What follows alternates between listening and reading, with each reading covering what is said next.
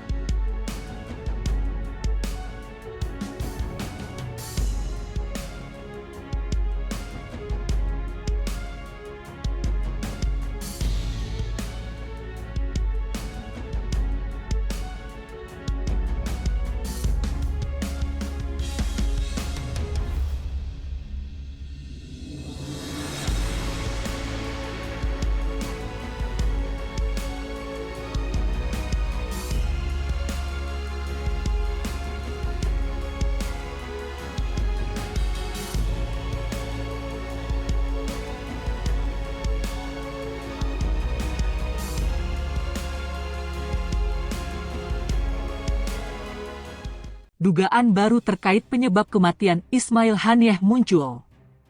Kepala Biro Politik Hamas Palestina diyakini bukan tewas akibat serangan pesawat tanpa awak, drone, militer Israel.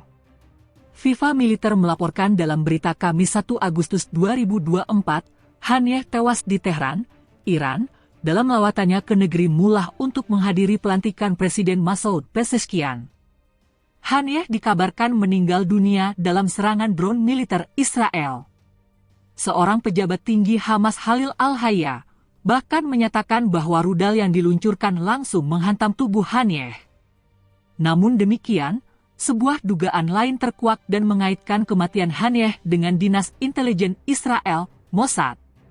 Dalam laporan yang dilansir FIFA Militer dari Shafak News, dua orang sumber yang identitasnya dirahasiakan mengatakan jika Haniyeh tewas akibat ledakan bom yang ditanam agen intelijen Israel.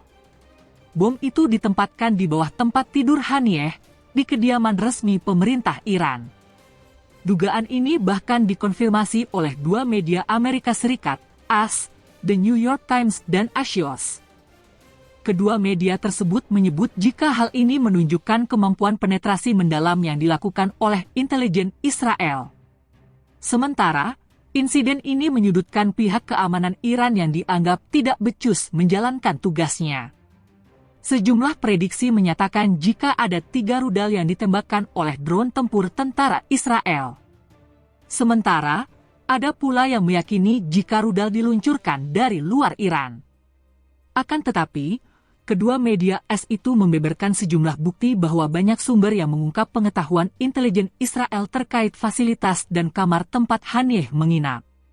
Bom yang ditanam di bawah tempat tidur Haniyeh diklaim berteknologi canggih dengan memanfaatkan kecerdasan buatan. Bom itu kemudian diledakkan oleh agen Mossad di Iran dari jarak jauh, setelah menerima laporan bahwa Haniyeh tengah berada di ruangan tersebut.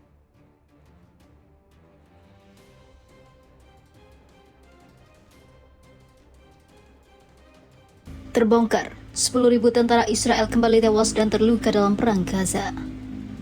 Surat kabar Yediot Ahronot mengabarkan setidaknya 10.000 tentara Israel telah terbunuh. Kekurangan tentara yang terparah terjadi pada perang yang dimulai sejak 7 Oktober ini, menyebabkan tentara cadangan harus menanggung akibatnya selama perang, Arabic Post melaporkan.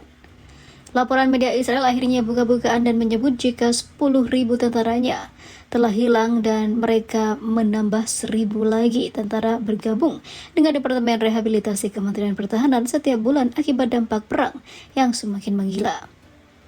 Sementara Parlemen Israel atau Knesset sedang melakukan reses musim panas dari 22 Juli hingga pertengahan Oktober tanpa menyetujui undang-undang yang memperluas layanan wajib militer.